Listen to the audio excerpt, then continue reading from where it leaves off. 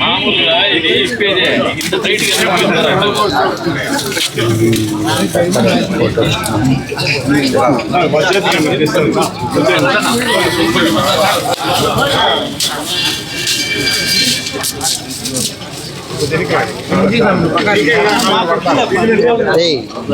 ఫోటోలు ఇక్కడ సెంటర్లో మరీ ఎక్కువ ఇచ్చేసింది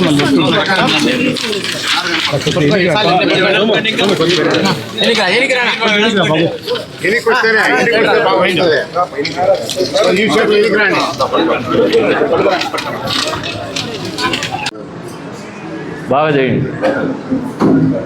ఇప్పుడు గతంలో కంటే భిన్నంగానే తయారైంది ఈ కాంపౌండ్. గతంలో ఇంత బాగా లేదు, ఇప్పుడు బాగుంది. ఆ భోజనాలు ఒకటి కరెక్ట్ చేసుకుంటే ఇంకా బాగుంటుంది. ఆ రోజు మీరు స్థలము ఆ కాంపౌండ్ పక్కన పెట్టించినా చేద్దాం, ఈడ చేపించినా పెడదాము. ఇదొక్కటే మీకు సరిపోదు, ఇదొకటే సరిపోదు. మీరు ఒక 2 ఎకరాలు 3 ఎకరాలు చూడండి, ఆ పక్క 4 ఎకరాలు చూసినా చూడండి. దానికి 4 డైనింగ్ హాల్ పెడదాం కావాల్సింటే. ఎందుకంటే అంతా చిన్నోళ్ళే వస్తారు, ఇక్కడ పెద్దోళ్ళు రారు. అంత పల్లెల నుంచి వచ్చేవాళ్ళు చిన్నోళ్ళే వస్తారు, తోసుకుంటూ అంటారు. అట్లా లేకుండా కూర్చొని తినిపోయేటట్టు పెట్టండి. అది మేము ఏర్పాట్లు చేయిస్తాం. ఇంకా వేరేది ఏముంది మీకు సపోర్టు? అది ఇప్పుడు 10 రోజుల్లో చేస్తావా నువ్వు? ఆంజనేయ దాసు కదా,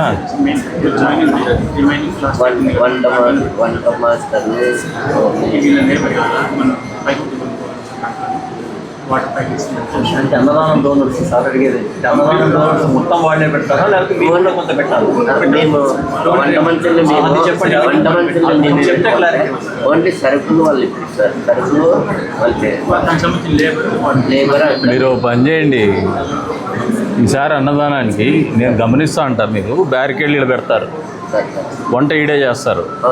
పోయేసి ఆ పక్క నుంచి కాంపౌండ్ పక్క నుంచి వచ్చేసి వాళ్ళు అన్నం పట్టుకొని క్యూలో పట్టుకొని పోతారు.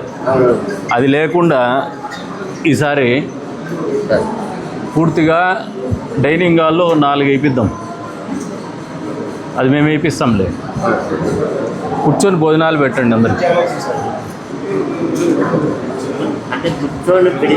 మేము పెడతాంలే, మీరు నువ్వు పెట్టలేదు స్వామి, మేము పెడతాము.